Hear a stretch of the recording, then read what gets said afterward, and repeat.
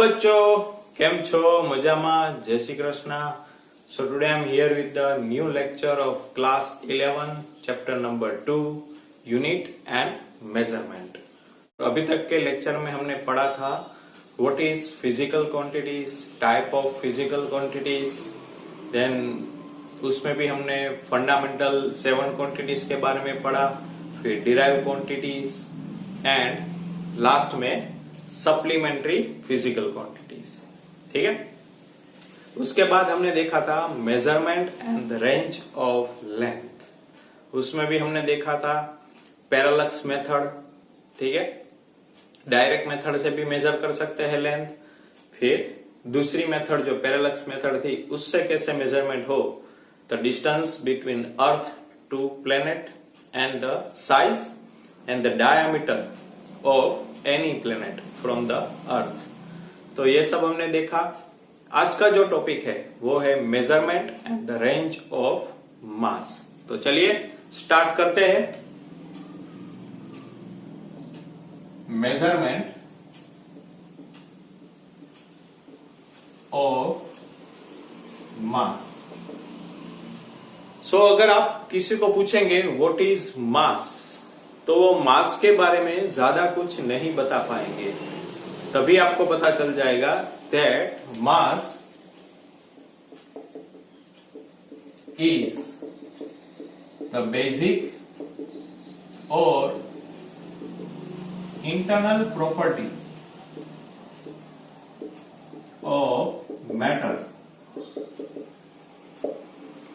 जो कोई मैटर है उसकी एक बेसिक या इंटरनल प्रॉपर्टी होती है मास। अगर दूसरी डेफिनेशन देखें, the amount of matter in a substance is called mass। तो जो कोई सब्सटेंस है उसमें कितने अमाउंट ऑफ मैटर है उसे भी मास कहा जा सकता है। अब जैसे ही हमने डेफिनेशन लिखी, मास इज द बेसिक और internal property of the matter, so वो temperature, pressure and the location of the object in a space, इन सब से इंडिपेंडेंट है। Mass is independent to the pressure, temperature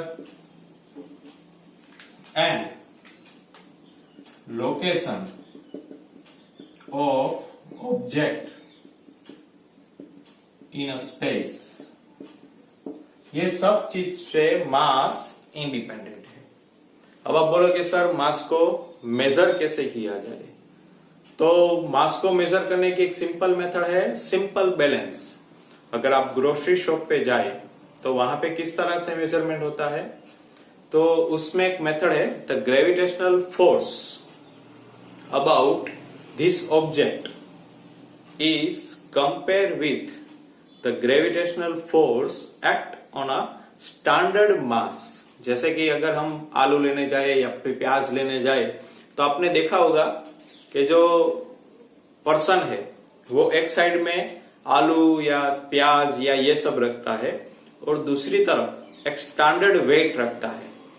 तो यहाँ पे हम वेट कंपेयर नहीं कर रहे, एक्चुअली इस जो आलू प्याज पे जो ग्रेविटेशनल फोर्स लग रहा है उसे हम कंपेयर कर रहे एक स्टैंडर्ड मास या स्टैंडर्ड चीज पे ग्रेविटेशनल फोर्स एक्ट कर रहा है। तो ये दोनों को कंपेयर करके हमें पता चल जाएगा कि ये जो आलू और प्याज है इसका वेट कितना है। So the mass is used in a gravitational force is known as gravitational mass। The gravitational force का जो इक्वेशन है F is equal to mg, इसमें जो ये मास है उसे हम बोलेंगे ग्रेविटेशनल मास। फिर इसका बेसिक जो यूनिट है वो किलोग्राम से, लेकिन हमें कोई एटम या मॉलिक्यूल का मास मेजर करना है तो किलोग्राम इनकन्वीनियंट यूनिट है, वहां पे हम किलोग्राम का यूज नहीं कर सकते। तो वहां पे कौन सा यूनिट यूज होगा, वहां पे होगा AMU, एटॉमिक मास यूनिट। अब ये एटॉमिक मास यूनिट क्या है वो तो आपको पता ही होगा, जो अनएक्साइटेड कार्बन है 6C12, जो अनएक्साइटेड कार्बन होता है उसका जो वेट है उसका 1/12 पार्ट विथ इलेक्ट्रॉन अगर हम मेजर करें तो उसकी वैल्यू आएगी 1.67 10⁻27 kg। तो इसे हम बोलेंगे 1U या 1 AMU। AMU means atomic mass unit. इसका सबसे ज्यादा यूज आप केमिस्ट्री में करेंगे और हमारे 12th साइंस में हम इसे यूज करेंगे न्यूक्लियस चैप्टर में, ठीक है।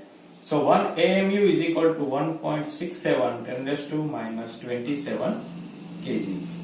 अब किलोग्राम हर जगह पे यूज नहीं होता, आपने प्रैक्टिकल यूनिट भी लर्न करना पड़ता है। जब आप कहीं पे सुनार की दुकान पे जाए तो आप उससे ये नहीं कह सकते कि मुझे 0.002 kg गोल्ड चाहिए। वहां का कन्वीनियंट जो यूनिट है वो है ग्राम, क्योंकि हमें पता है जो गोल्ड है वो 10 ग्राम में मेजर करते हैं, ठीक है।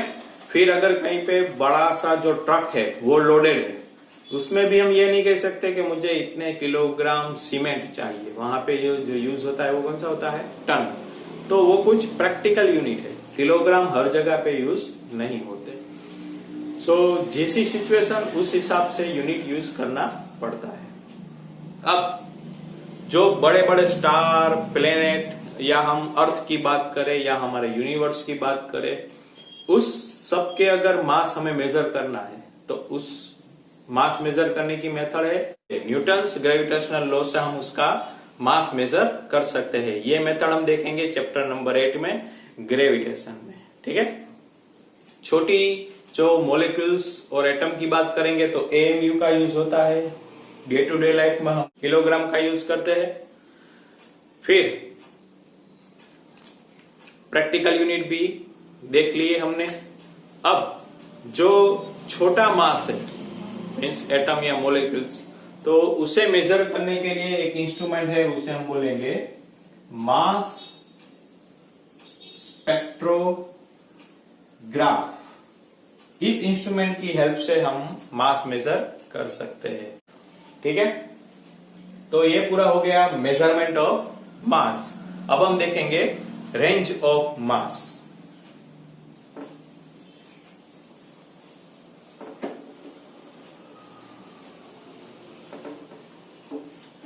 Now range of mass. So range की बात करें तो हम छोटे से छोटे न्यूक्लियस से लेकर एटम या मॉलिक्यूल से लेकर ऑब्जर्वेबल यूनिवर्स के जो प्लेनेट है या हम कोई भी गैलेक्सी की बात करें, सो वाइड रेंज में हम मास देखते हैं। तो जो छोटा सा मेजरमेंट होगा वो होगा इलेक्ट्रॉन का मास। इलेक्ट्रॉन का mass in the range of 10⁻30 kg से लेकर मास ऑफ इलेक्ट्रॉन 10⁻30 kg से लेकर ऑब्जर्वेबल यूनिवर्स उसका है 10⁵55 kg। इतनी वाइड रेंज में हम मास को ऑब्जर्व करते हैं या मेजर करते हैं।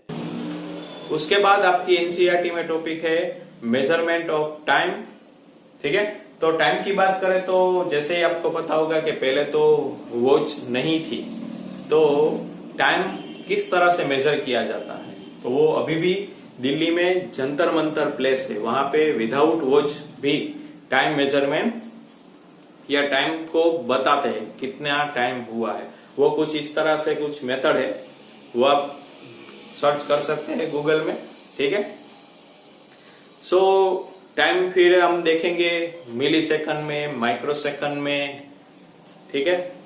टाइम का यूज तो अब हर जगह पे, जैसे कि अगर एक अच्छा सा एग्जांपल दूं तो अभी सबको लगेगा कि हमें भी 11th में भी मास प्रमोशन मिल जाएगा, तो वो तो अच्छी बात है, कोई प्रॉब्लम नहीं है। लेकिन मास प्रमोशन से आप में कुछ नॉलेज नहीं आएगा। अगर आप कुछ पढ़ेंगे तो आपके ही बेनिफिट होगा। ऐसा तो नहीं है कि मास प्रमोशन से हम पास हो गए लेकिन नॉलेज तो जीरो ही रहेगा, ठीक है। तो पढ़ना तो जरूरी है। तो अभी आपको लगता होगा कि ये टाइम बेकार है, ये टाइम जल्दी से चला जाए तो क्या ठीक है।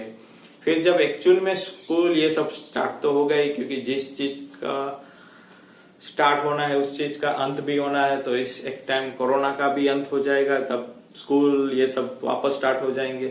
तब आप वही बोलोगे इससे अच्छा पढ़ लिया होता तो। अभी तो कुछ समझ में ही नहीं आ रहा है, अभी हमें कुछ फाइंड करना भी नहीं आता है। अभी देखेंगे आपको सेकंड से रेडियन में कन्वर्ट करना आया या नहीं, उसी तरह मिनट से रेडियन में कन्वर्ट करना आया कि नहीं। अभी तो आपको नेचुरल साइन, नेचुरल टेन देखना भी सीखना है। पीछे जो लोग एंटी लोग होते हैं उसमें किस तरह से फाइंड किया जा सकता है, ठीक है। तो टाइम का मेजरमेंट में कुछ है नहीं, वो सिंपल हम रिस्ट वॉच से भी मेजर कर सकते हैं, एक्यूरेट टाइम भी मेजर करते हैं। हमारा जो है वो अगर आप मोबाइल में या किसी डिजिटल वॉच में सेट करेंगे तो IST लिखे आता है, इंडियन स्टैंडर्ड टाइम 5:30 ये सब होता है। दूसरे जो कंट्री है उससे हम किस तरह से टाइम में आगे है या पीछे है, उस तरह से मेजरमेंट किया जाता है।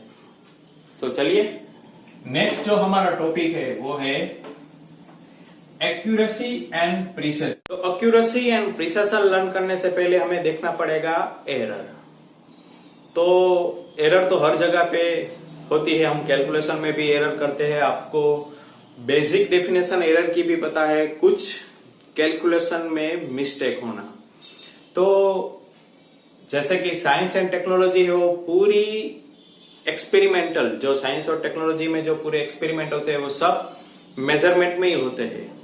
सो the measurement is the foundation of all the experiment in science and technology. अब जो मेजरमेंट हम कर रहे हैं साइंस एंड टेक्नोलॉजी में, उसमें कहीं ना कहीं से तो हमें मेजरमेंट में तो गलती होती ही होगी, या मैन मेड या बाय इंस्ट्रूमेंट। सो मेजरमेंट में तो कुछ ना कुछ तो फॉल्ट आता ही है। वो जो मेजरिंग इंस्ट्रूमेंट में, मेजरिंग में फॉल्ट कहां से आएगा? मेजरिंग इंस्ट्रूमेंट से। सो मेजरिंग इंस्ट्रूमेंट से जो अनसर्टेनिटी प्रोड्यूस होती है मेजरमेंट में, उसे हम कहते हैं एरर। और वो एरर को हम डिस्टिंग्विश कर सकते हैं दो पार्ट में, एक्यूरेसी एंड प्रिसिशन। तो पहले हम देखेंगे एरर। चलिए error, the definition of error is the result of measurement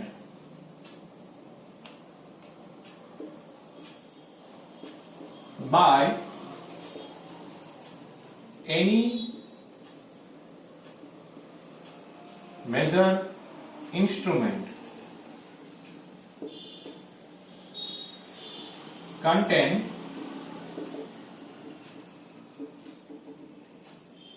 some uncertainty that uncertainty is called error। ठीक है। अब एरर को हम डिस्टिंग्विश करेंगे दो पार्ट में। First accuracy and second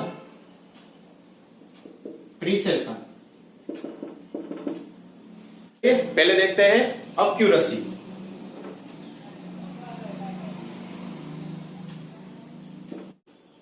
accuracy of A measurement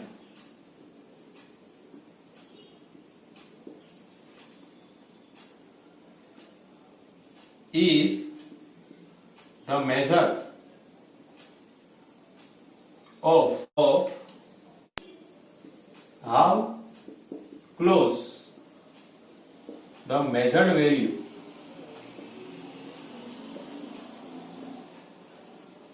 is to the true value of quantity. हम जो मेजरमेंट कर रहे हैं वो कितने क्लोज है जो एक्चुअल वैल्यू है। अगर इसका मैं एग्जांपल दूं कि अगर आपको कोई पूछे कि राजकोट से अहमदाबाद का डिस्टेंस कितना है, तो जो एक्चुअल वैल्यू है, suppose the actual value is 375 kilometre, ठीक है। तो और आप जो आंसर देंगे वो होगे 370 किलोमीटर। तो 370 और में एक दूसरा बच्चा है वो बोलेगा 350 किलोमीटर। तो आप भी बोल सकते हो जो 370 किलोमीटर वाला बच्चा है वो 375 किलोमीटर जो ट्रू वैल्यू है उससे बहुत नजदीक है, ना कि वो 350 किलोमीटर वाला बच्चा। तो आप जो मेजरमेंट कर रहे हैं वो वैल्यू ट्रू वैल्यू से कितना क्लोज, कितना नजदीक है, उसे हम बोलेंगे एक्यूरेसी। अब देखेंगे precision.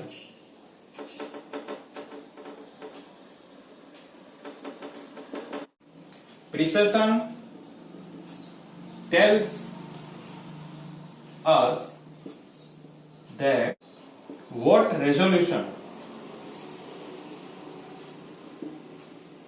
or limit the quantity measured। अब इन दोनों का साथ में एग्जांपल हम ले लेते हैं, ठीक है। अगर आपके पास एक रिस्ट वॉच है जिसमें डिजिटल वॉच है, तो वो डिजिटल में टाइम बताएगा आवर्स, मिनट, सेकंड में। और आपके दादाजी के पास जो रिस्ट वॉच है उसमें सेकंड हैंड नहीं है, ठीक है। तो वो कुछ टाइम बताता है इस तरह से।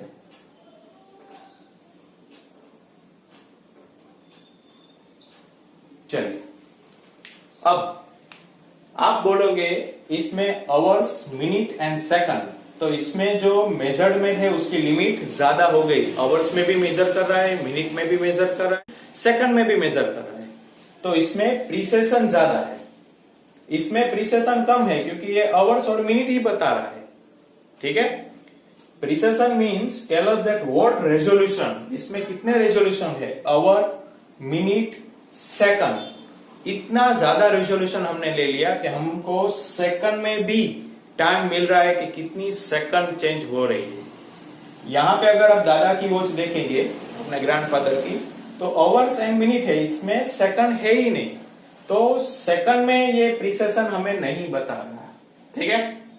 लेकिन अगर हम एक्चुअल वॉच का टाइम देखें तो वो अगर बता रहा है 10.09 मीन्स 10 आवर एंड 09 मिनट, तो एक्यूरेसी कितने है? एक्यूरेसी आपके दादा के वॉच में है, नहीं कि आपके डिजिटल वॉच में। ये स्लाइटली डिफरेंस अगर आप समझ सके तो प्रिसिशन किस में ज्यादा है? डिजिटल वॉच में। आवर, मिनट, सेकंड तीनों में रिजोल्व करके आपको बता रहा है। इसमें प्रिसिशन कम है क्योंकि इसमें आवर और मिनट है, सेकंड में तो है ही नहीं। यहाँ पे कई डिजिटल वॉच में यहाँ पे मिली सेकंड भी बताता है, ठीक है। लेकिन अगर हम एक्यूरेसी की बात करें तो स्टैंडर्ड जो टाइम है वो इतना है आवर्स और मिनट में।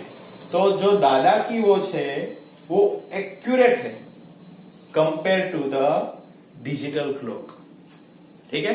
तो ये स्लाइटली डिफरेंट है। एक्यूरेसी में आप कितने क्लोज है ट्रू वैल्यू से। देखिए, ये जो टाइम है ये इस टाइम से वेरी क्लोज है, ना कि ये टाइम। और प्रिसिशन क्या है? कितनी लिमिट तक आप मेजरमेंट कर रहे हैं। तो एक्यूरेसी और प्रिसिशन में यही स्लाइटली डिफरेंट है, ठीक है। Now error measurement. अब एरर कैसे मेजर करेंगे? Our topic is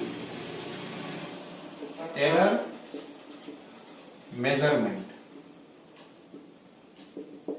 अब हर मेजरमेंट में कहीं ना कहीं तो एरर प्रोड्यूस होगी ही। हम लेबोरेटरी में जो मेजर करें, हम लेंथ मेजर करें या स्पीड मेजर करें या वोल्टेज मेजर करें या करंट मेजर करें, कुछ भी अगर हम मेजर कर रहे हैं तो वो इंस्ट्रूमेंट में अगर इनअक्यूरेसी होगी तो एरर प्रोड्यूस होगी ही। तो पहले हमें वो एरर को जानना पड़ेगा कि इस इंस्ट्रूमेंट में कितनी एरर है, इस इंस्ट्रूमेंट में कितनी एरर है। अगर आपने देखा होगा कि डिजिटल जो वेट बैलेंस है उसे कई बार हमें सेट करना पड़ता है 0 पे। आप जैसे ही उसे स्टार्ट करोगे या वो दिखाएगा +0.1 या -0.2, तो जो शॉप वाला है उसे क्या करेगा, पहले 0 सेट करेगा। इसमें उसमें भी एरर है, इनअक्यूरेसी ऑफ मेजरमेंट। तो सिंपल डेफिनेशन ऑफ एरर की ये भी बोल सकते हैं that an inaccuracy in measurement is called error। अब एरर को हम क्लासिफाइड करेंगे 2 पार्ट में, ठीक है। एरर क्लासिफाइड होगी 2 पार्ट में, सिस्टेमैटिक एरर और दूसरा है random errors. Systematic errors are those errors which tends in one direction, means either positive or negative. It cannot be both positive and negative. जो सिस्टमेटिक एरर होगी वो only one direction में होगी, या तो आपको पॉजिटिव एरर बताएगी या आपको नेगेटिव एरर बताएगी। वो साइमल्टेनियसली पॉजिटिव और नेगेटिव एरर दोनों नहीं बताएगी आपको। ये है सिस्टमेटिक एरर्स। अब बात करें रैंडम एरर्स में। Random errors are those error which arise due to irregular and unpredictable fluctuation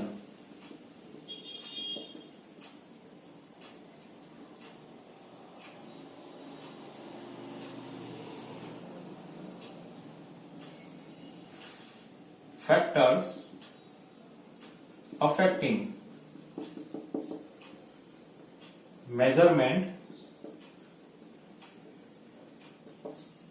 in experiment।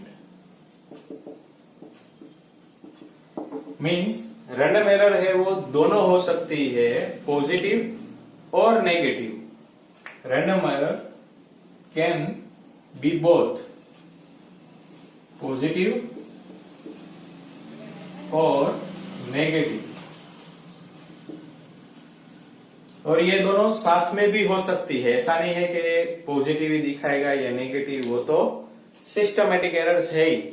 Random error दोनों दिखाएगी, पॉजिटिव और नेगेटिव। ये वन डायरेक्शन होती है, ये वन डायरेक्शन नहीं होती। कई बार इंस्ट्रूमेंट नेगेटिव एरर भी शो करता है, कई बार इंस्ट्रूमेंट पॉजिटिव एरर भी शो करता है। सो सिस्टमेटिक एरर किन वजह से होती है वो अब हम देखेंगे। The source of systematic error, उसमें फर्स्ट है इंस्ट्रूमेंटल एरर। इसमें हम कई एग्जांपल ले सकते हैं। अगर मैं 2 एग्जांपल दूंगा यहाँ पे। फर्स्ट अगर बात करें कि आप कोई स्प्रिंग बैलेंस है, उसमें आप वेट सस्टेन कर रहे हैं, तो वेट सस्टेन कर रहे उससे पहले जो स्प्रिंग बैलेंस है वो क्या दिखाना चाहिए, 0.0 ग्राम। अगर आप वेट सस्टेन कर रहे उससे पहले ही वो 0.1 ग्राम दिखा रहा है तो वो इंस्ट्रूमेंटल एरर है। दूसरी अगर बात करें तो आप वेट बैलेंस का भी एग्जांपल ले सकते हो। वेट बैलेंस में जब आप कोई वेट मेजर करने जाए और उससे पहले आप इंस्ट्रूमेंट स्टार्ट करें तो उसमें 0.000 ऐसा इंडिकेट होना चाहिए या डिस्प्ले होना चाहिए। लेकिन आप इंस्ट्रूमेंट स्टार्ट करें तो उसमें प्लस 0.01 या माइनस 0.01 ऐसा लिख के आए तो वो इंस्ट्रूमेंटल एरर है। ठीक है। दूसरी error due to imperfection in experimental procedure। जैसे कि इसका एग्जांपल हम ले सके कि अगर हम फीवर मेजर करने जाए तो डॉक्टर थर्मोमीटर यहाँ पे अंडर आर्म में रखता है। ठीक है। अब जैसे ही डॉक्टर कोई दूसरा काम करने गया तो आप ऐसे ही मेजर करके आप खुद डॉक्टर बन के मेजर कर रहे हो तो ये इंस्ट्रूमेंट गलत रिजल्ट शो करेगा। तो ये परफेक्ट टेक्निक नहीं है मेजरमेंट की, इसमें एरर प्रोड्यूस होगा ही। ठीक है। दूसरी, आपको अगर कुछ पता ही नहीं है कि किस तरह से एक्सपेरिमेंट करना है तो अगर आप एक्सपेरिमेंट परफॉर्म कर रहे हैं तो आपकी प्रोसीजर ही गलत होगी तो एरर प्रोड्यूस होगा। ठीक है। Third, personal error. Personal error में आ सकता है कि अगर आप अभी 10th स्टैंडर्ड ही पास करके आए हो, अगर आपको फिजिक्स लैब में या केमिस्ट्री लैब में लेकर जाए और आपको सिर्फ ऐसे ही बोल दे चलिए स्टार्ट कर दीजिए एक्सपेरिमेंट, तो आपको कुछ पता ही नहीं है तो आप जो प्रैक्टिकल परफॉर्म करोगे उसमें डेफिनेटली एरर आएगा क्योंकि वो पर्सनल एरर, आपको कुछ प्रैक्टिकल किस तरह से परफॉर्म करना है तो वो पर्सनल एरर में आएगी। तो ये है सोर्स ऑफ सिस्टमेटिक एरर। लेकिन ये सिस्टमेटिक एरर हम रिमूव कर सकते हैं। हम हाई क्वालिटी का इंस्ट्रूमेंट ले ले या प्रॉपर प्रोसीजर अंडरस्टैंड करके बाद में परफॉर्म करें। तो ये सब जो मेथड है उससे हम ये सिस्टमेटिक एरर है उसे हम सोल्व कर सकते हैं या ऐसे एरर को हम रिमूव कर सकते हैं। चलिए अब बात करते हैं लिस्ट काउंट की।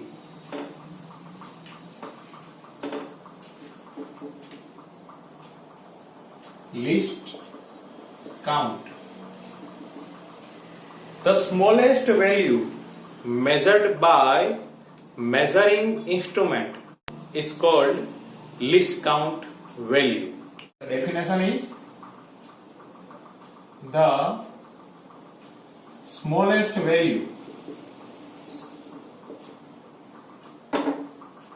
measured by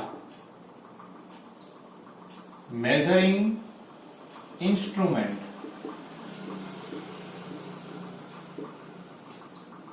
is called least count.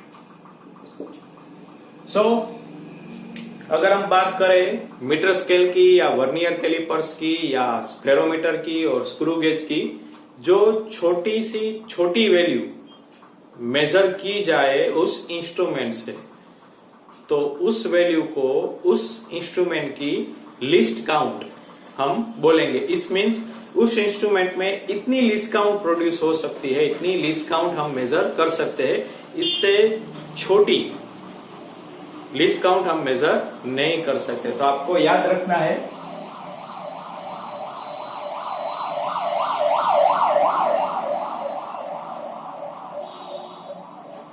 the least count value of vernier callipers, वो है कैलिपर्स की लिस्ट काउंट है 0.01 सेंटीमीटर एंड स्फेरोमीटर और स्क्रू गेज की जो लिस्ट काउंट है 0.001 सेंटीमीटर है।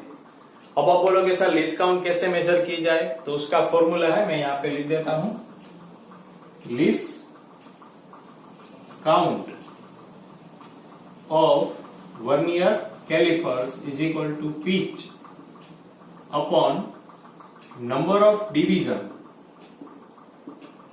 in vernier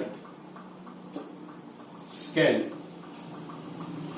पिच, अब आप बोलोगे सर पिच क्या होता है? जैसे ही हमें अभी स्क्रू तो आप सबने देखा होगा, तो इसमें इस तरह से राउंड होता है, तो इन दोनों के बीच का जो डिस्टेंस है उसे हम बोलेंगे पिच. तो वर्नियर में भी इस तरह होता है. वर्नियर में पिच तो नहीं होता, आप वर्नियर की फिगर है वो गूगल में सर्च कर सकते हैं. तो वर्नियर में दो स्केल होंगे, एक मेन स्केल ऊपर होगा, नीचे होगा वर्नियर स्केल. तो वर्नियर स्केल होगा वो 0 से 10 के बीच में होगा और मेन स्केल है वो ऊपर होगा. सो वहां पे जो मेन स्केल है उसमें दो जो डिवीजन है उसके बीच का डिस्टेंस यहाँ पे लिखना है और टोटल नंबर ऑफ डिवीजन लिखना है. तो वो होगा 0.1 सेंटीमीटर और डिवीजन होंगे 10. तो least count of vernier callipers हो जाएगी 0.01 centimetre.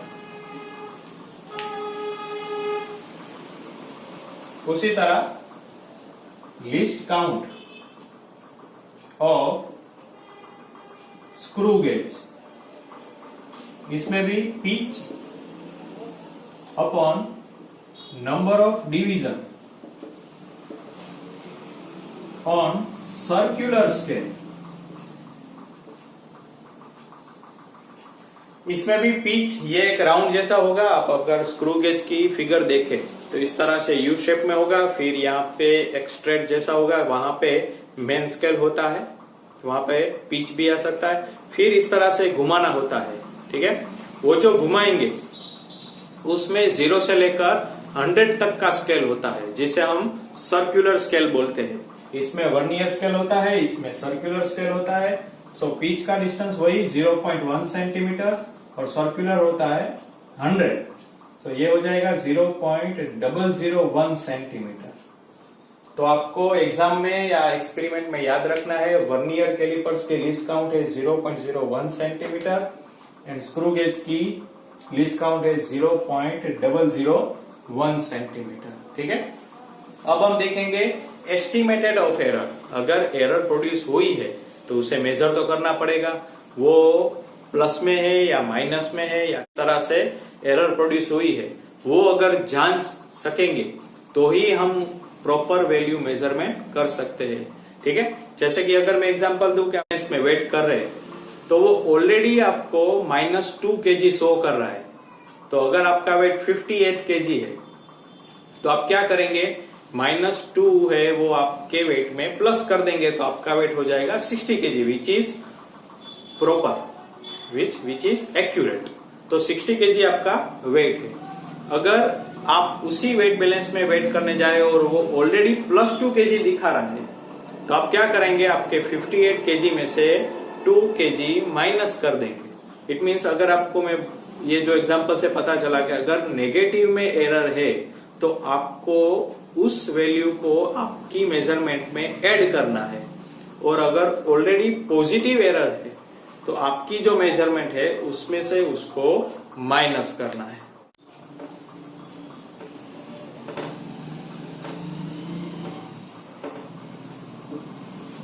So our next topic is estimation of error. तो एस्टिमेशन ऑफ एरर मीन्स हम एरर को किस तरह से मेजरमेंट करेंगे.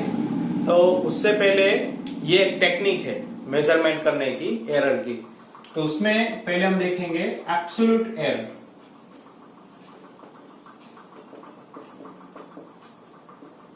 सो absolute the magnitude of difference between individual measurement to the true value of measurement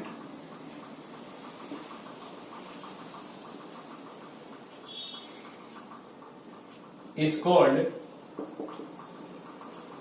absolute error. So the magnitude of the difference between individual measurement value and the true value is called absolute error. जब हमें true value पता ना हो तब हम average value को ही क्या मान लेते हैं, ट्रू वैल्यू।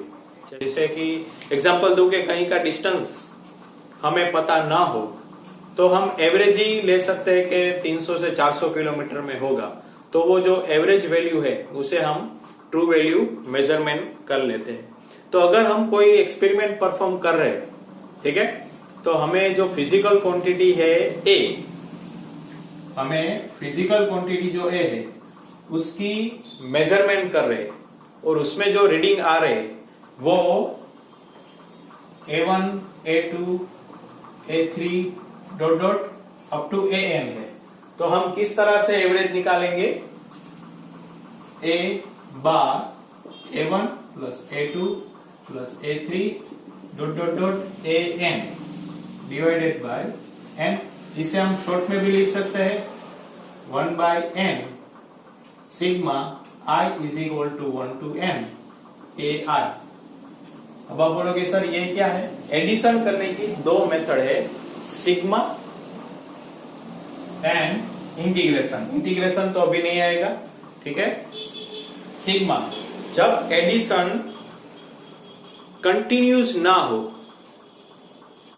अगर कंटिन्यूस मीन्स हम यहां से अहमदाबाद से स्टार्ट करके हम डायरेक्ट राजकोट, राजकोट से सोमनाथ, सोमनाथ से राजकोट, राजकोट से अहमदाबाद, तो ये जो डिस्टेंस है वो कहीं पे बीच में रुके नहीं, तो क्या होगा, कंटिन्यूस। तो कंटिन्यूस का एडिशन इंटीग्रेशन में होगा और जो कंटिन्यूस नहीं है उसका एडिशन किस में होगा, सिग्मा के फॉर्म में। तो ये कंटिन्यूस नहीं है, पहले हमने मेजरमेंट किया ए का तो हमारी वैल्यू आई A1, फिर वापस मेजरमेंट किया तो A2, फिर वापस मेजरमेंट किया तो A3। इस तरह से ये मेजरमेंट कंटिन्यूस नहीं है तो उसका एडिशन होगा सिग्मा के।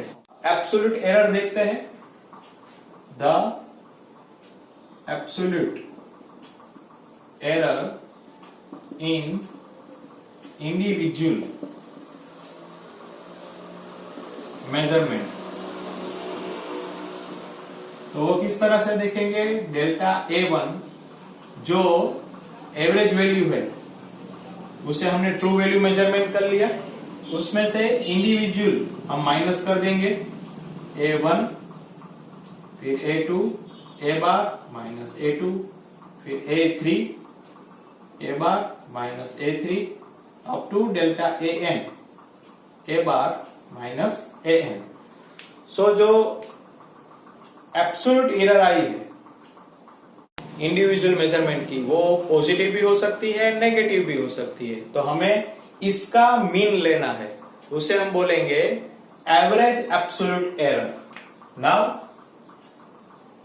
एवरेज एब्सोल्यूट एरर, इसमें हम क्या करेंगे, इसका जो इंडिविजुअल मेजरमेंट है उसका एवरेज ले लेंगे। सो डेल्टा A बार, यहां पे मैग्नीट्यूड में A bar minus A1 plus A bar minus A2 up to A bar minus AN divided by N। तो इसे हम इस तरह भी लिख सकते हैं, delta A1 plus delta A2 up to delta AN divided by N। So delta A bar is equal to 1 by N, I is equal to 1 to N, delta AI। चलिए अब इसका भी समझा दे, ये लिमिट बोलते हैं, इसको लोअर लिमिट, इसको अपर लिमिट। यहाँ पे जो I है वहां से हम स्टार्ट करते हैं, I की वैल्यू 1 रख सकते, I की जगह पे क्या लिखेंगे 2, delta A2 plus delta A3 plus delta A4 up to delta N तक, ठीक है। तो इसे हम बोलते हैं एवरेज एब्सोल्यूट एरर। सो चलिए एक बार फिर से समझा दूं, एब्सोल्यूट एरर क्या है। Absolute error that the magnitude of the difference between individual measurement and the true value of measurement. So आपको पता है if you don't know the true value, the average value is the true value for measurement. अगर हमें true value पता ही नहीं है तो हम एवरेज वैल्यू को क्या मान लेंगे, ट्रू वैल्यू मान लेंगे। तो उसमें हम एरर किस तरह से फाइंड कर सकते हैं, तो चलिए एक एक्सपेरिमेंट करते हैं। हमें ए को मेजर करना है, कोई फिजिकल क्वांटिटी है उसको मेजर करना है, तो हम कई मेजरमेंट लेते हैं जो कि A1, A2, A3 up to AN तक है। फिर क्या लेंगे, हम उसका एवरेज ले लेंगे, A bar A1 plus A2 A3 dot dot dot AN up to N divided by N। So इसे शॉर्ट में हम इस तरह से लिख सकते हैं, इसे लोअर लिमिट अपर लिमिट, ये N कॉमन हो गया 1, I की वैल्यू 1 से कहां तक है, N तक, और सिग्मा का मीन्स एडिशन है। अब एब्सोल्यूट एरर इंडिविजुअल मेजरमेंट, एक एक मेजरमेंट में कितनी एरर है वो हमें मेजर करना है। तो हम क्या करेंगे, एवरेज ले लेंगे, जो एवरेज है उसमें से इंडिविजुअल वैल्यू माइनस करते जाएंगे, A bar minus A1, A bar minus A2, A bar minus A3, फिर उसका हम एवरेज ले लेंगे, तो उसे हम बोलेंगे average absolute error which denoted by delta A bar minus A1, A bar minus A2 up to A bar minus N divided by N।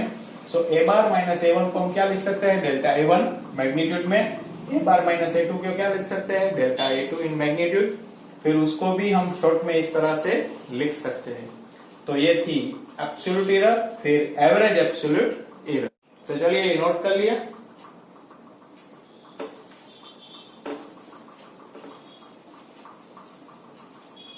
So the measurement of a physical quantity A can be expressed by A plus or minus delta A।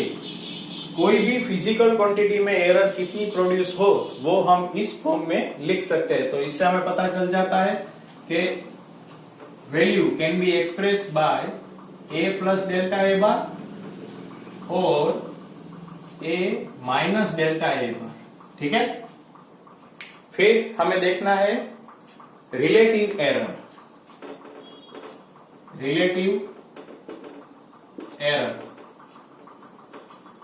Relative error को हम denotate करेंगे delta A से, A बार से। It is the ratio of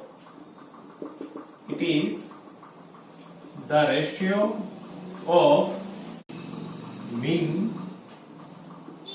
absolute error delta A to the mean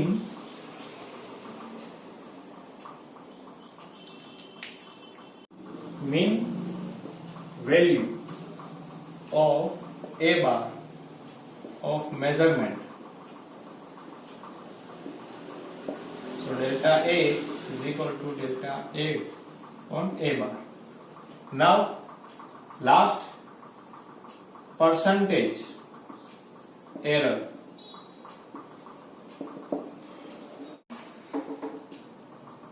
relative error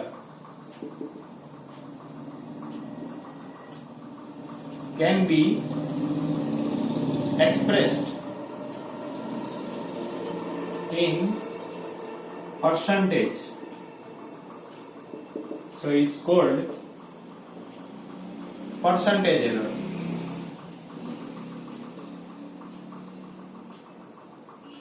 means therefore percentage error is equal to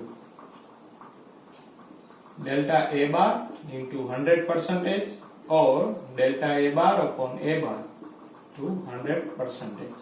तो अगर आपको सम पूछा जाए कि कोई एक फिजिकल क्वांटिटी उसके मेजरमेंट में इतना एरर आ रहा है तो आप क्या करेंगे, फर्स्ट ऑफ ऑल आपको एब्सोल्यूट एरर फाइंड करनी है, फिर एब्सोल्यूट एरर को एवरेज में से इंडिविजुअल माइनस करना है, फिर उनका एवरेज एब्सोल्यूट एरर निकालना है, फिर रिलेटिव एरर एंड फिर परसेंटेज एरर कन्वर्ट करना है। एक सम देखेंगे तभी आपको कुछ समझ में आएगा। फिर अगर कुछ प्रॉब्लम हो तो आप कमेंट सेक्शन में बता सकते हैं। चलिए एक सम कैलकुलेट करते हैं।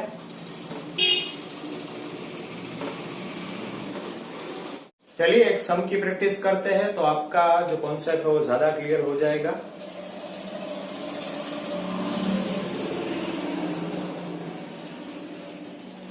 In an experiment, the refractive index of glass was observed to be 1.54, 1.53, 1.44, 1.54, 1.56, 1.45.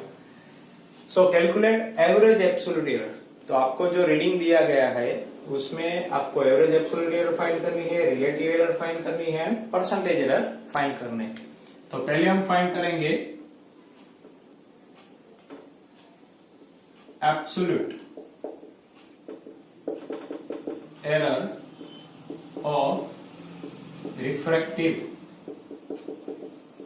Index. तो किस तरह से अभी हमने देखा था, रिफ्रैक्टिव इंडेक्स को हम n बार से डिनोटेट कर दे तो पूरा रीडिंग लिख ले, n1 plus n2 plus n3 plus n4 plus n5 plus n6 divided by 6। So n bar value लिख दे 1.54, 1.53, 1.44, 1.54, 1.56, 1.45 डिवाइडेड बाय 6। 1 2 3 4 5 6। सो आप ऊपर का जो एडिशन कर लेंगे तो आएगा 9.06 डिवाइडेड बाय 6। तो n बार की वैल्यू आएगी 1.5। अब हम क्या करेंगे, एवरेज एब्सोल्यूट एरर फाइंड करेंगे। तो absolute error in a individual measurement, so delta n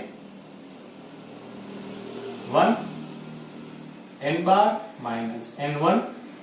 so n बार कितना है 1.51 माइनस n1 की वैल्यू है 1.54, सो माइनस 0.03। तो मैंने बोला था कि इसकी वैल्यू आइदर पॉजिटिव आएगी या नेगेटिव आएगी, तो आपको टेंशन नहीं लेना है, बाद में तो हम मॉड्यूलस ले लेंगे, ठीक है। फिर डेल्टा n2 n बार माइनस n2 1.51 माइनस 1.53, तो ये हो जाएगा माइनस 0.02। सो डेल्टा n3 इसी तरह से मेजरमेंट करें 1.51 माइनस 1.44, ये हो जाएगा 0.07। फिर डेल्टा n4 1.51 माइनस 1.54, तो वापस 0.03। डेल्टा n5 1.51 माइनस 1.56, तो ये हो जाएगा माइनस 0.05। फिर डेल्टा n6 1.51 माइनस 1.45, ये हो जाएगा 0.06। Now average absolute error delta n बार, उसमें delta n1 plus delta n2 plus delta n3 up to delta n6 divided by 6। So सबकी वैल्यू रख दे, minus 0.03 plus minus 0.02 plus 0.07 plus minus 0.03 plus minus 0.05 plus 0.06 divided by 6। तो इनकी value आ जाएगी 0.26 divided by 6, तो इनकी वैल्यू आ जाएगी 0.043। सो यहाँ पे अगर देखें तो ऑल डिजिट 3 सिग्निफिकेंट में है, 1 2 3, ठीक है। तो यहाँ पर भी हम लिख ले 1 2 3। सो डेल्टा n बार अप्रोक्सीमेटली हम ले ले 0.04।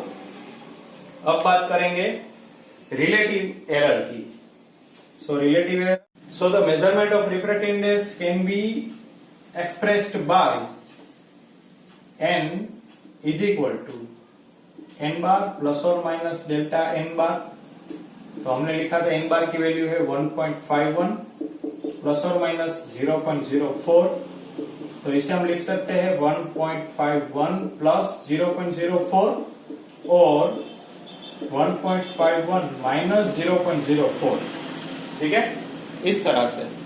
तो m की वैल्यू हो जाएगी 1.55 के बीच और 1.47 के बीच में हो जाएगी। अब एवरेज एब्सोल्यूट एरर, ये मैं क्लीन कर देता हूं question.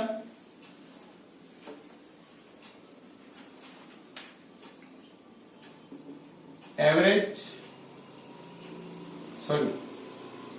Relative error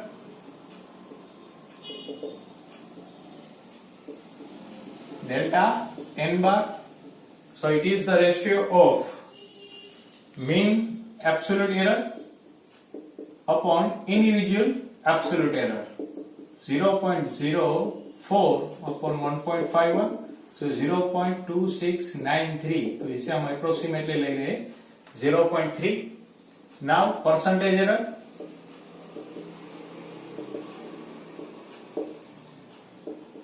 so delta n bar upon n bar into 100 percentage, ये हो गया 0.3 into 100 percentage, so 3 percentage.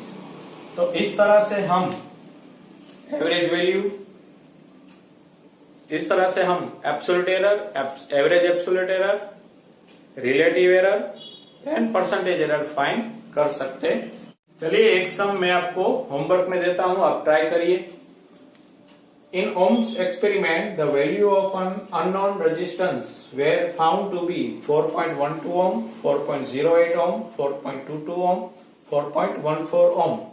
Calculate the absolute error, relative error and percentage error. So आपको कुछ नहीं करना है, मैंने तो 6, हमने जो गिना था वो 6 एक्सपेरिमेंट 6 एरर वाला था।